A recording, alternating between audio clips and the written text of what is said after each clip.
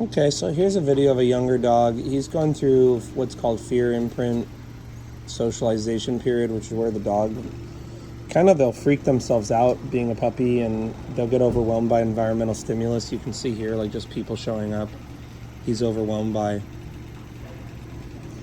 One of the most effective ways at dealing with this is doing what I'm doing right here, which is just sitting here and not going anywhere.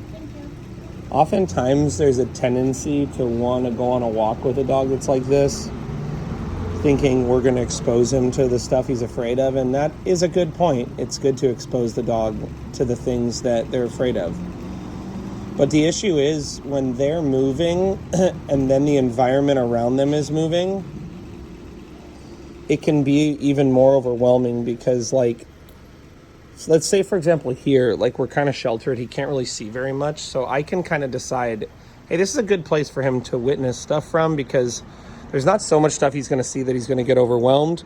And there's, like, little areas here. If he wanted to kind of tuck behind me or in here, he could. But if I'm, like, on the walk and let's say we're on a sidewalk and something comes by and then there's a wall on the other side of me, he's going to feel really trapped. And when I'm walking with him, I might have to shorten up that leash because I'm scared he's going to go into the road or something. And in shortening up that leash, I might make him feel trapped. Right here where I'm sitting, I can actually let him have the entire leash. If he wants to go forward and explore like this, I can give him the freedom to do that. And then he can naturally go over and smell. We probably will go today and get hot dogs or chicken or something for him.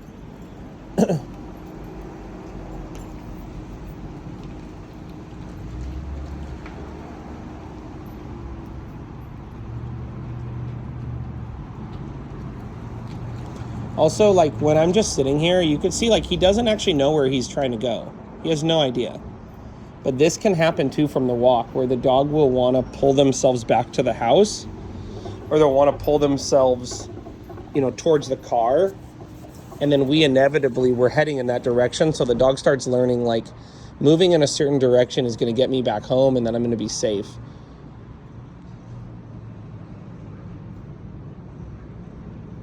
Versus, like, when I'm sitting here, like, he's not going to have that experience of actively pulling me towards something. I mean, he's small enough, I could just pick him up and walk him back to the car. The other reason just sitting around like this is great is it's easy for me to determine how long is a good amount of time. And if I'm out here for too long, it's really easy for me to just pick the dog up and put him in my car. If I'm on a walk and I'm out with the dog, I got to turn around and go back home, and that could end up being too much for the dog. Let's say he's doing great for 15 minutes, and then all of a sudden he gets spooked. It may be 15 minutes of walking back to the house spooked. Versus here, if he got spooked, I could just pick him up and put him in the car.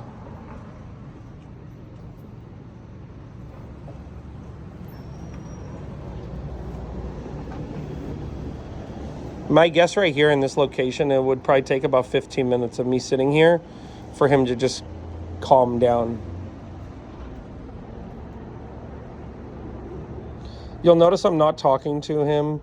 I'm not touching him. I'm just letting him experience this. And I don't have a prong collar on him. I just have a slip lead on him. I wouldn't really want to have a prong collar on him when he's like this because it could freak him out more.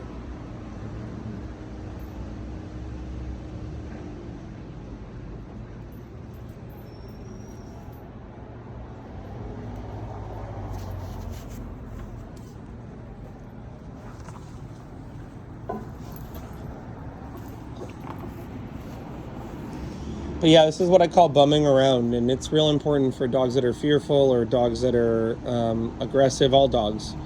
Just hanging out with them. Come here, sit.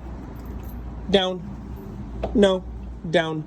You'll notice I didn't put him into command until he calmed down a little bit more. He was so overwhelmed. No, down. I didn't want him to be associating being that freaked out and being in commands. So I don't want to, when the dog's super scared, be trying to make him do commands because they're going to associate being scared with those commands. I also don't think he could even succeed. Down. No. Down. Down. No. Down. I don't think he's going to settle his rear end. But that's okay. I'm gonna have him hold it down here. Nope. Down. Down. No. Down. If he wants to be behind me, that's okay. Watch out. Come here. Down. No. Sit.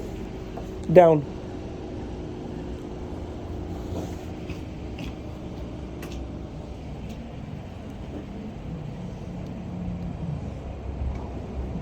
No. Down.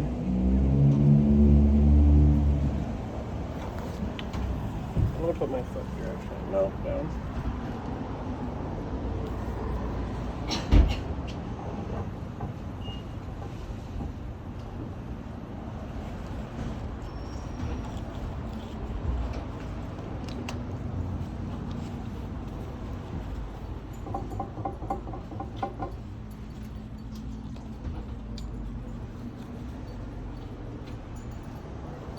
Hi, how you doing? Huh? Yeah, it happens. Baby? Baby dog? Yeah, it just gets overwhelmed.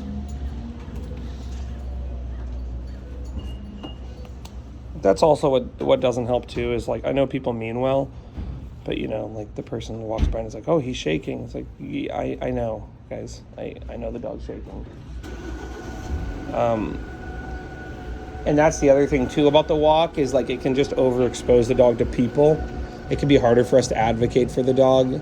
Versus here, like he's sitting behind me, I could tell that woman like, "No, dude, please leave him alone. Like we don't want to talk to you. Sorry." No, down.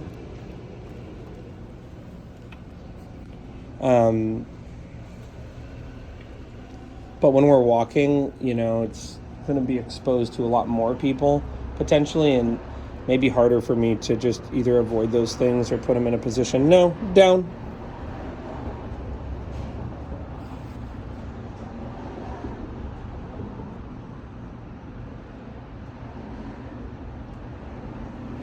We're going to actually end right here while he's doing fine. He's holding us down. We're going to stop here. No, no, no, down. To grab his leash. Nope, down. Good boy.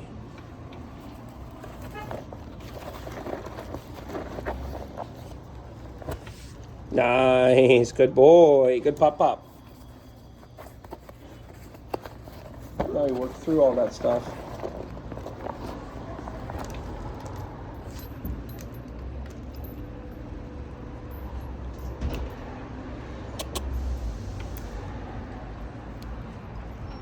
You notice I sprinkled the food on the ground to get him to use his nose, to get him to move away from me. Hey, Jax.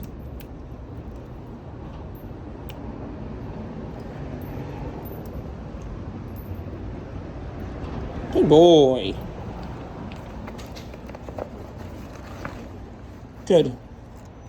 Good. I'm going to end here, believe it or not. This is when I end, and we leave when he's doing well. Good boy, huh?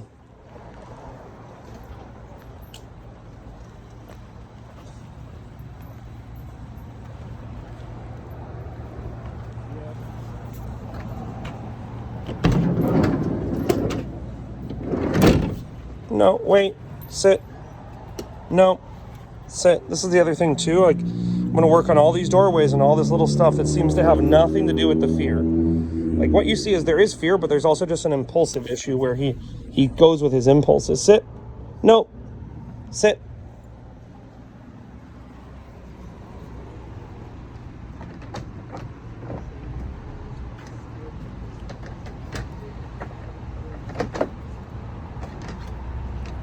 Load up. Load up, good boy.